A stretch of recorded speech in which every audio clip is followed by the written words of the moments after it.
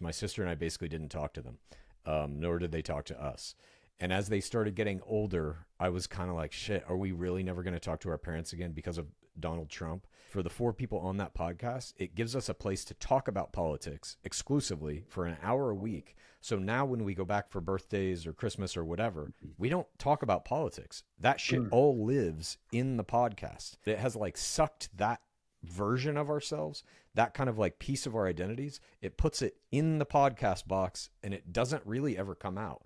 So when we're just together in real life, it's much more cordial than it's ever been. Not that my dad is civil by any stretch of the imagination, but trying to have a civil conversation with somebody who's on the other side of it, especially your family, and forcing them to do it for an hour a week, this kind of regimented thing, it's almost like therapy. But it does help our family specifically. And I get DMs all the time from people that are like, my mom and dad are just like this, or I have somebody in my life that's, you know, down the Trump rabbit hole and all this shit.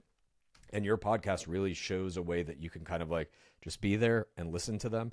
And there's something about just being present with them that I think at least my mom appreciates. But certainly, like, you know, prior to this, I would get a text message from my dad once a year on my birthday. Happy birthday. Now we literally talk for an hour every week about shit that maybe gets him a little flustered and he yells at me and calls me names. But we're talking. I think that's a step in the right direction. Yeah. And you can actually make it through Thanksgiving dinner without having to worry about a family fight or anything, right? Exactly. My parents became insanely radicalized